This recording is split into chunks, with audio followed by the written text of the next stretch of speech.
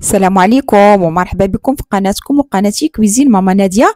نتمنى تكونوا كلكم بخير وعلى خير وفي احسن الظروف. كما كتلاحظوا اليوم غادي نتقاسم معكم حلوى رافاييلو بمقادير مضبوطه، ان شاء الله تجربوها وغادي تعتمدوها. كتذوب في الفم بواحد المذاق مميز بطريقه مبسطه. كنتمنى تنال الاعجاب ديالكم، وإلا عجباتكم ما تنسونيش من لايك والاشتراك في القناه والضغط على الجرس ليصلكم كل جديد. يلا ندوزو للمقادير مع طريقه التحضير. بسم الله. في واحد الاناء ولا قصريه غادي نوضع 125 غرام ديال الزبده. انا استعملت الزبده ديال البواطه، رشه ديال الملح، كاس لاروب ديال السكر حبيبات. من الاحسن البنات يكون السكر حبيبات يكون رقيق. واحد الكيس ديال الفاني، وغادي معك مزيان مزيان هاد المكونات هادو حتى غادي يبدا السكر كيذوب في يديا. غادي نضيف كاس ديال الزيت وغادي نخلط المكونات مزيان مزيان حتى غادي يولي الخليط كريمي. غادي نضيف 2 المعالق ديال النشا وانا كنخلط. صافي غادي نبدا نضيف الدقيق اللي غادي نضيفو تدريجيا. غادي نضيف نص كيس ديال خميره الحلويات، معلقه صغيره ديال خميره الحلويات، هي كيس صغير، نص كيس ديال خميره الحلويات عفوا.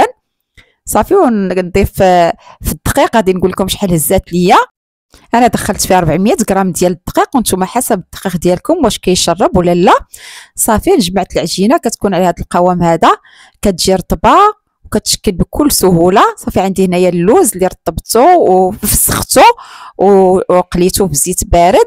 غادي نبدا نشكل في كويرات، غادي نعبرهم، ندير فيهم 14 غرام البنات، 14 غرام.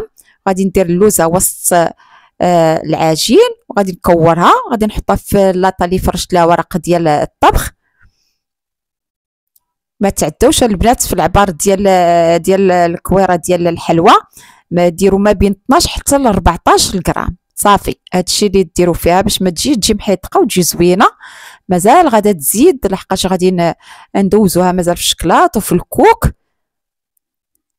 كما كتلاحظوا كنعبر فيهم 14 غرام. صافي وكندير اللوزه وسط الكويره كنكورها، وحاولوا البنات تبقى مقبه. فاش تكوروها خليوها تكون مقبه باش كتجي المنظر ديالها زوين. كنصحكم البنات ضروري ما تشريو الميزان كيجيب العبار ديال الحلوى تيجي زوينه ومحيدقه. صافي من بعد ما كملت اللاطه الاولى شعلت الفران على 180 درجه من التحت. غادي ندير الحلوى طيب من التحت عاد نشعل عليها من الفوق، نتوما حسب الفران ديالكم. من بعد ما طابت كتجي على هذا الشكل هذا، هي ما كتحمرش بزاف. وهنايا عندي الشكلاط ابيض اللي دوته في حمام مائي، وعندي الكوك من نوعيه جيده. صافي غادي نغطس الكويرات في الشكلاط، غادي نحطهم في الكوك. ضروري البنات كما تحطوهم في الكوك لوحوا عليهم الكوك حيت الشكلاط في ساعه تينشف. هانتوما كتلاحظوا، ومنين نحسوا بالشكلاط برد نعاودو نسخنوه ثاني ونعاودو نكملوا العمليه ديالنا. صافي غادي ندوزوهم مزيان في الكوك، وهنايا غادي نديرو في كويغطات، ولا عندكم كويغطات ديروهم، ما عندكمش كويغطات بلاش، على الكويغطات كيزيدهم منظر اخر. صافي البنات كنستمر حتى غادي نكمل الكميه اللي عندي. البنات حلوى كتستحق تجربه، كتجي زوينه بزاف، والمذاق ديالها كيجي رائع. ودائما البنات المقادير مضبوطه غتلقاوهم في صندوق الوصف كما عودتكم. صراحه البنات حلوى كتستحق التجربه، كنتمنى تجربوها وتعجبكم. حليوه تحطوها في الطبيله ديالكم بتحميره الوجه، كتجي حليوه هماويه.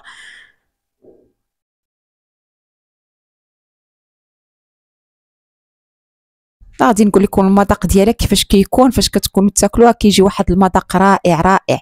صافي كما قلت لكم غادي نستمر حتى غادي نكمل الكميه اللي عندي، وغادي نتلاقاو في الشكل النهائي. وهذا هو الشكل النهائي ديال الحلوى اللي تقاسمت معكم. تتجي اكثر من رائعه، كتجي فنه البنات. فاش كتكونوا تاكلوها كانكم دايرين فيها الحليب المركز المحلى نيسلي بحال اللي مصايبينها به.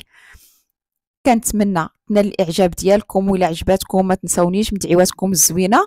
وما بقى لي الا نقول لكم دمتم في رعايه الله، والى اللقاء في وصفه قادمه ان شاء الله.